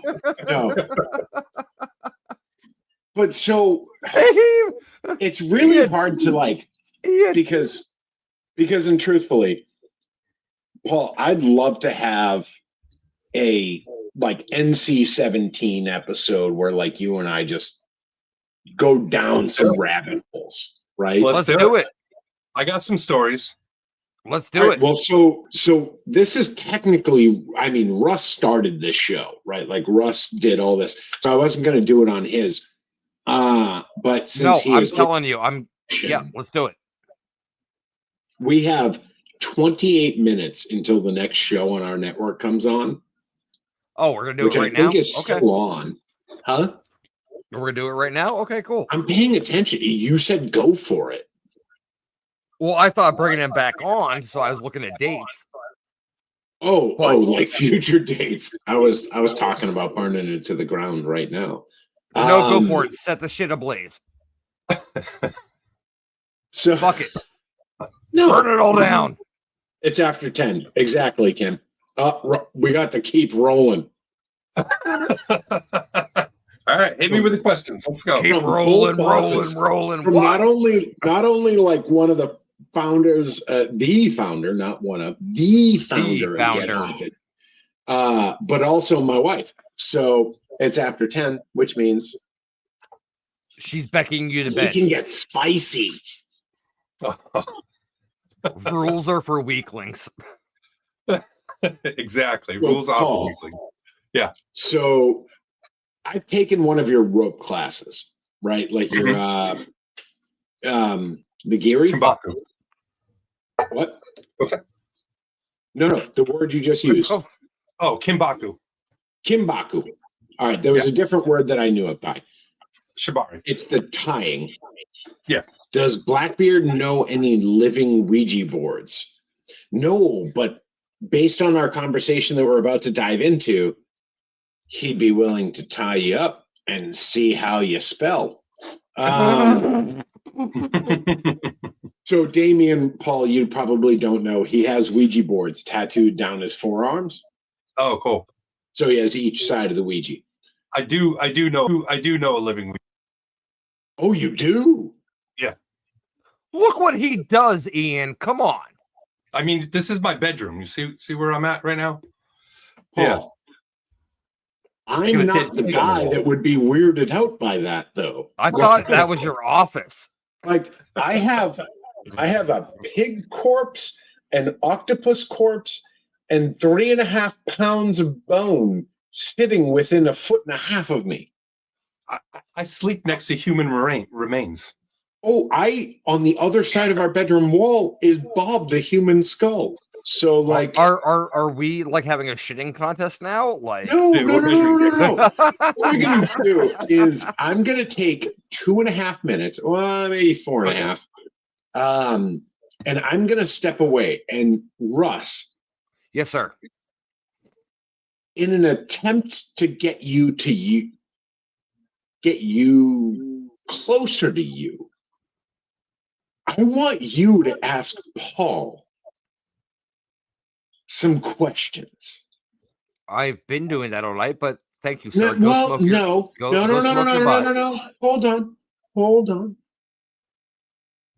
I want you to ask some Paul questions about what's in the background of Paul's camera. Well, he's sitting there petting his pussy right now, so I mean, well, that's a real pussy. So I want to leave you kind of like in the room with Paul for a minute to have a real conversation, because truthfully, gonna put it out there, Russ, you are very Ohio. You are very flyover state. Well, of course I am. Well, right, but your wife isn't. So I'm gonna leave you with Paul for a hot minute, and you just ask some questions. What the fuck does that mean? Okay, cool. Paul knows exactly what I just said. Do you know that was Ohio, creepy? Yeah, that was creepy. Cincinnati, Ohio is actually the swinger capital of the United States. So I knew that. Ohio's not that vanilla. I knew that, actually, surprisingly enough. For some reason, I don't know why I knew that, but I did. Which makes me really question my well-being. But no. So, Paul, how do you live your life? Like, I know we've talked about living it genuinely and authentically and unapologetically. Yeah. You know, you're involved in a multitude of things, whether it be, I'm like, you're always going to Japan or China or wherever you're going all the time. Which, kudos to you. Like, being able to travel internationally and everything is absolutely amazing. But how do you keep everything for yourself in aspect? How do you work your 9 to 5 and then go to this mentality of who you are as a person? Yeah, you know, it's made it a lot easier since I've been able to truly live authentic in every situation. You know, like I was explaining earlier, you know, not all my conversations are about, you know, human remains and butt plugs. Sometimes they're about engineering, right? I'm actually an engineer in my day job. So it's a mindset of being my authentic self in every situation. And that's how I'm able to do that. You know, I can be, recently I had to attend a funeral, you know, so obviously there's a different type of conversation in that funeral. But I'm still able to be my authentic self there. And I'm able to be my authentic self everywhere. And, you know, occasionally it happens where I'm in a situation that's like a more professional setting, and somebody will mention, you know, something about my personal life, something about what I do afterwards. And what I do is I just kind of laugh it off. And I'm like, yeah, that's great. I do that on the weekends. That's funny. And then I change the conversation. And that's how I try to keep those things separate, you know. Like if I'm at work and somebody, you know, recently my boss, you know, called me Blackbeard at work, and I don't engage in that, you know, and then we start talking about something to do with work. And so I keep things professional when they need to be professional, family oriented when they need to be family oriented, and, you know, when they don't need to be, I can do that too. But I'm never not my authentic self, if that kind of makes sense. You know, that every does. situation is me.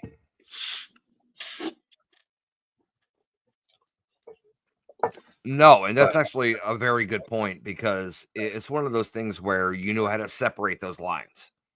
Yeah. And there's those times where it's called for, there's times where there's not, and you can, you know, just like me, I feel out people's energies, and I, you know where I can go with that person. Yeah.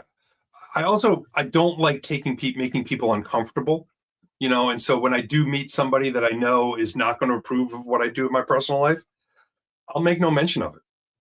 I'll pretend it doesn't exist. You know, it doesn't mean I'm not being myself. I am being myself, because I do care about how people feel, you know, and I don't want somebody to feel uncomfortable. And so that was going to lead me to another question: is how do you kind of disassociate yourself from that lifestyle when you have to be in normal life, when somebody says something that's triggering or offensive to you? Yeah. I guess, you know, what I try to do is I focused a lot on learning about emotional intelligence, and studying that has allowed me to compartmentalize things. So if I'm around a group of, let's say really, really right-wing, extreme people, and they want to make a bunch of comments about queer people or about, the things that I do, I got to read the room, and Well, if it's I'm not outnumbered, I'm the just going to lie let of it, omission. The lie of omission is only enacted when directly questioned, right? Like oppressive assertion doesn't equate to honesty. well, I'm not going to admit anything. That's the other thing is Well, but that's what I live mean true and I is live like proud. So being violently like assertive with who yeah, you are is not the same thing as being honest. correct. And allowing parts of yourself to kind of take a back seat in some circumstances is not a lie of omission. Correct. And so like having that balance of like understanding the people you're around isn't a convolution or a dilution of who you are. Correct. It's Right. just an aspect of who you are is being highlighted that doesn't respect the whole. Like that is still you, but it's just a portion of you. It's you're only sharing a percentage of yourself with people. And truthfully, this is a hill I'll die on. Most people don't deserve 100% of yourself. Correct. Right.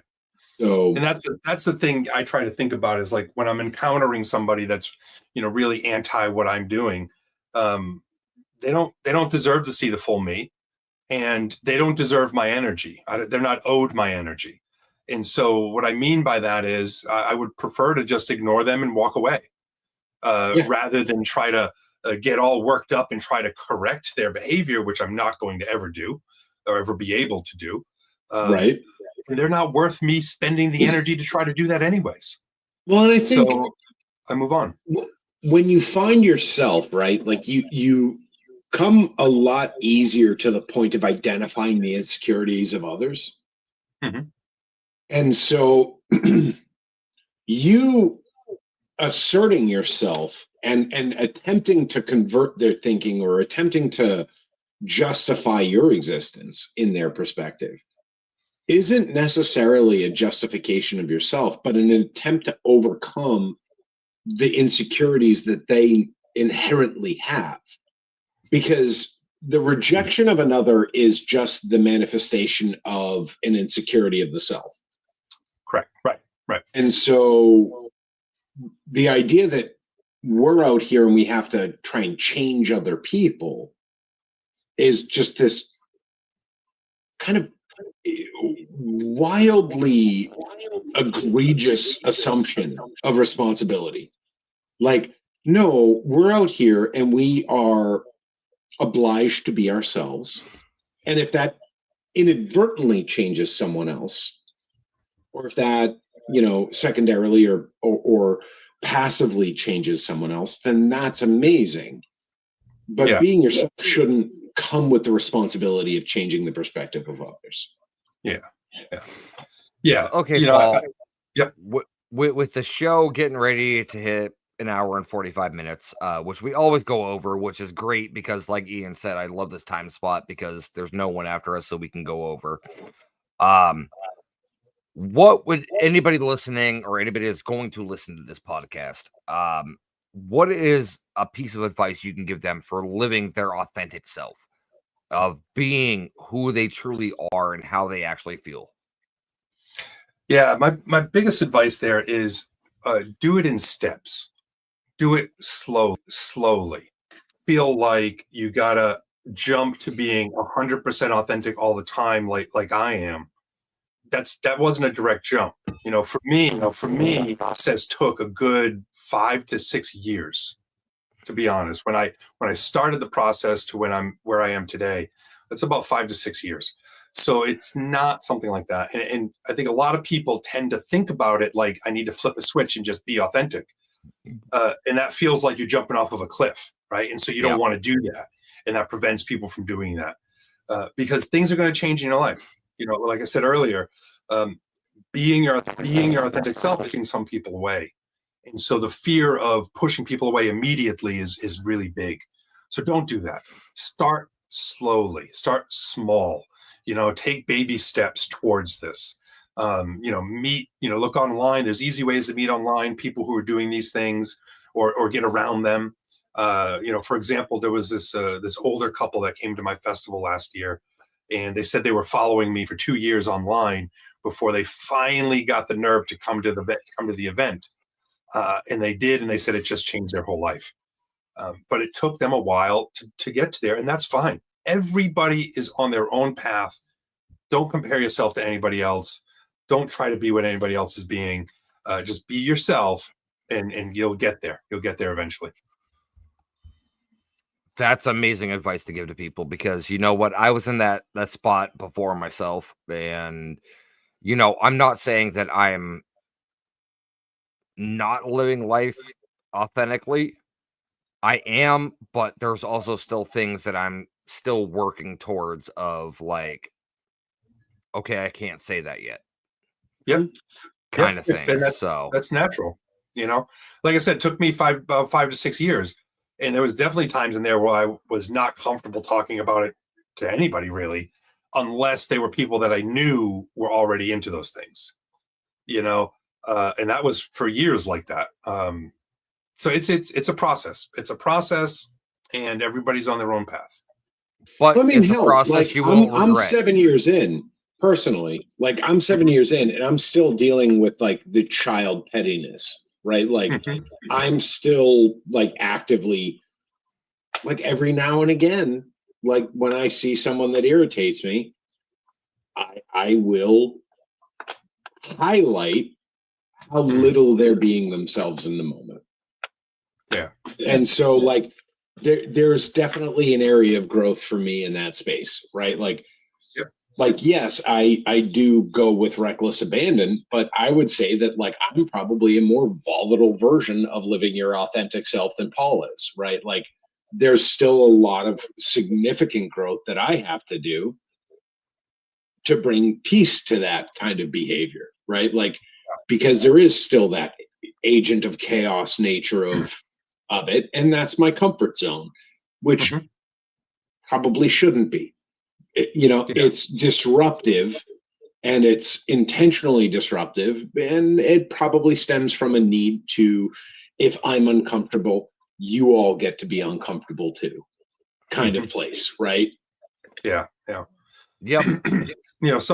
Somebody told me one time that you may be willing to speak your truth, but they may not be willing to hear your truth, right? Or they might not be ready to hear your truth, right? Yep. And that's something just keep in mind. I'm not saying don't speak your truth, but know your audience, right? Know and don't intentionally try to make somebody uncomfortable by speaking your truth. And so it's little by little. All right, Paul. So the last question I'm going to ask you, Ian may have a couple more queued up. But one of the questions I like to ask my guests to come on: if you were on death row, what would your last meal be? Oh, definitely New England clam bake. I figured it'd be 3-stack pussy. You're right. Let's get it in one last time. Make sure it's all good to go. Well, okay. I mean, if that was an option, if that's on the menu, but yeah, no. My death row meal is like I want it's the your lobster, death row meal. Anything's on the meal. Yeah. You know what's funny? You say lobster. You know there were prison riots. Oh yeah, because of lobster. Yeah. It's my wild. great grandmother would never. We would try to go out for lobster, and she'd be like, "No, prisoners eat that. I don't eat that." That's so amazing. And me moving here from Ohio 8 years ago, I was like, lobster? What's that? It is the insect of the sea. Mm-hmm. I'm literally like, red lobster? What? I don't know how I feel about that comment, but well, I've traveled in my time prior to moving here and everything, but I've never had like real good authentic seafood until I've been to New England. I'd argue you probably still haven't. As well. Well, you made me eat an oyster a couple years ago. Oh, I want to go to. So I want to go down to Island Creek one day. which was absolutely Out in grotesque. Duxbury. Oh No, yeah, you yeah. haven't been there, Russ. No, I meant when we went Client of mine at to the financial institution I used to work with. the place down in Plymouth, Cabbie Shack. Cabbie Shack, and you guys ordered oysters. Oh, that is the Olive Garden of. When you're here, your family. No, it's just like it's so. I mean, it's fresh, right? But it's not like. It's still the tourist spot. We'll go down to Island Creek one day. You and I. You know and I what? will go down to Island. I'll pick you up one day. I'll take you down to Island Creek. It'll be a nice little date night for me and you. All right. I'm sure the wife will approve of that. That's not a problem. I don't think I'm going to ask the wives. No, I don't think so either. But no, it's one of those things where like I've had seafood on the East Coast now in New England where it's supposed to be the best. Where it is the best. I've also had seafood out in California on the West Coast in San Francisco. Nobody cares what Scotland thinks, Damien. Sitting on the dock, looking at Alcatraz, eating seafood. So I mean, that caviar is no. I'm good on caviar. That's because you're a classless fool. Yeah. Have you ever had a like a Caribbean lobster or like an Australian? Australian lobsters are interesting. No, I don't want to go anywhere. Weird, I don't want to go man. anywhere near Australia. Oh.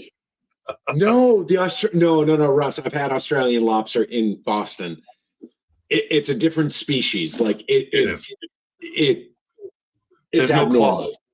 No, they don't have claws. It's all tail. Like it's all tail and brain. Like the what we would call brain.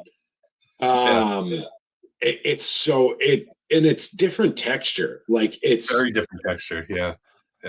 Like it's not that like kind of gummy, gamey chew. It's very different. See, I'm not a fan of lobster. If you guys want to talk about food one time, I can tell you about all the weird food I've eaten all over the world.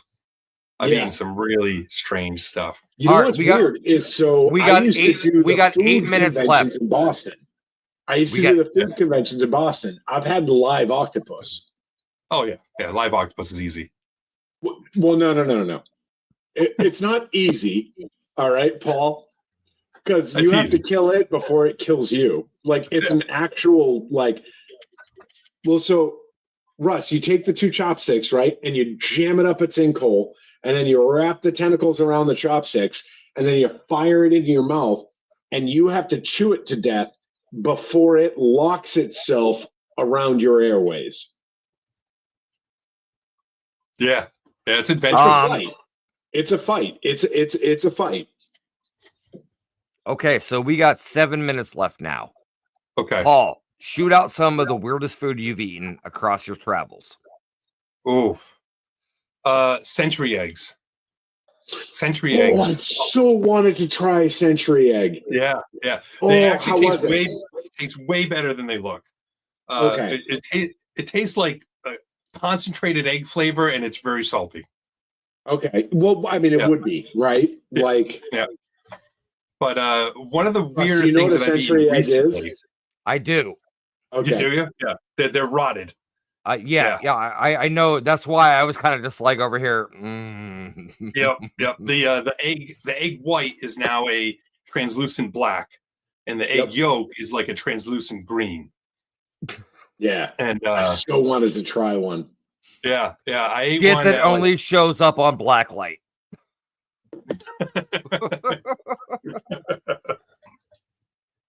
So I was in China recently, and meeting with some colleagues over there, and told them about my business, and so they decided they were going to prepare me a special meal to help make my business prosperous. And this was like it was a you ritual. had the same look I did. Tell me about these tiger balls or something. Yeah. So it was like the special ritual. You know, we had this special room we were in, and they brought out this dish, and it's a big dish. I mean, it was like maybe like 20 inches in diameter, with a big cover on top, and it was all like looked like brass, probably all brass. And part of the ritual was I had to open it and inside it was basically turtle stew. Oh so, God, that is one of the worst things I've ever eaten. But it just because like they were doing this ritual to make my business prosperous, they added in a couple of extra things into this turtle stew. Seasoning? One was a bull's penis. What the fuck? And chicken testicles. I will tell you that bull's dick and chicken testicles 100% taste better than turtle soup. Like it was all together, you know. Well, no, but what I'm saying is those added positivity to an otherwise horrific dish. What it was marinating. Turtle stew is so. As an adult, I can say that Shredder had it wrong. I've had turtle stew before. Trust me, I know. I grew up. Fucking horrific. I like it. Is just. Did you really? Yeah. I like the turtle. Oh God, it is the most. Maybe turtles in America are just. There's something going on, but I've had turtle stew in the U.S. and it is so just terrible. It's god awful. It's god awful. It tastes like the swamp shit a swamp. The peanut, the bull's penis was the worst part of the stew, I would say. Really? Did you get the tip? Is that what you got? No, just the tip. It's they cut it in slices. Was it a texture thing or a flavor thing? Texture. It was like because I'd imagine the bull's penis probably just absorbed all the turtle stew flavor. Yeah, but it had the texture of like wax almost. Ooh, almost like a wax sponge that might inflate if you were to pump blood into it. Yeah, like a waxy sponge. Yeah. Paul, you're not helping yourself. Ian's baiting you into something right now. No, I'm not. He knows exactly what I said. We're on the same page, Russ. I don't think I'm going to be able to bait Paul into anything. I mean, I grew up in Ohio. I've had turtle stew. I've had squirrel. I've had rabbit. Squirrel's actually not bad. Squirrel's actually really not bad. Yeah, really not bad. Yeah. But look, you got Damien in the chat room. Also the haggis. Oh, haggis is great. The same fucking thing. Oh, I love haggis. Really isn't like brown and white. Black and white pudding is one of my favorite breakfast accoutrements. I get it every Sunday. Oh, do you really? Every Sunday. Where? I go to the cottage in Weymouth. You got to check out the Voyage down in Marshfield, man. Oh, okay. The Voyage is good. Oh, buddy. Yeah. They're full Irish. Yeah, that's what I get every Sunday morning at the cottage. Where is the cottage in Weymouth? I actually have never heard of this. The wife and I do breakfast tours, and the cottage is never hit. You know that crazy intersection in South Weymouth that doesn't have a stoplight? Yes. It's like a 5-way intersection with no stoplight. Yeah. It's right there. No shit. Yeah. I'm usually white knuckling through there, so that's probably why I haven't noticed. Yeah, like everybody else. Yeah. Oh, yeah. All right, Ian, let's wrap this up. And the last question is for Paul. No, I think you asked him for advice for anybody that's out there that's trying to live authentic. We've talked about bull penis. And Rob has to go to prepare his bull penis right now. So, I mean,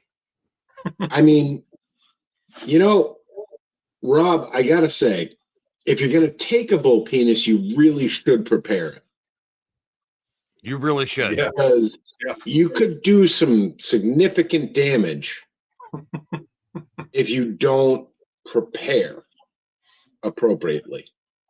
All I'm saying is a lot of olive oil, like screenshots really or it didn't happen. Okay. Let it season before you put it in the pan. You know what I mean? Yeah. Like I said, screenshots or it didn't happen. Lingua is delicious, by the way. Lingua is not a weird food. It is delicious. Cow tongue's actually not bad. Cow tongue is fucking amazing. Cow tongue's delicious, actually. Cow tongue is fucking amazing. It is the most concentrated, delicate beef taste you will ever have. Yeah. It's amazing. Yes, sir. No, I got nothing, Russ. I have my standard final words, and that is it. Well, why don't you lead us out, sir? All right. Well, everybody out there, thank you for joining us, and stay blessed. Thanks, guys. The first annual Maine Paranormal and Horror Con is coming to Maine on September 6th and 7th at the Augusta Civic Center. Come meet your favorite paranormal investigators, cryptid hunters, and horror icons. Special guests include John Zaffis, the haunted collector from Sci-Fi, Jeff and Willie from Mountain Monsters, Bob Elmore Leatherface from Texas Chainsaw Massacre Part 2, CJ Graham, also known as Jason Voorhees from Jason Lives Part 6, Ronnie LeBlanc from Expedition Bigfoot, and many more to be announced. Tickets are on sale now. Go to mainparahorror.com to get your tickets and VIP packages now. For more information, check out Maine Paranormal and Horror Con on Facebook and Instagram.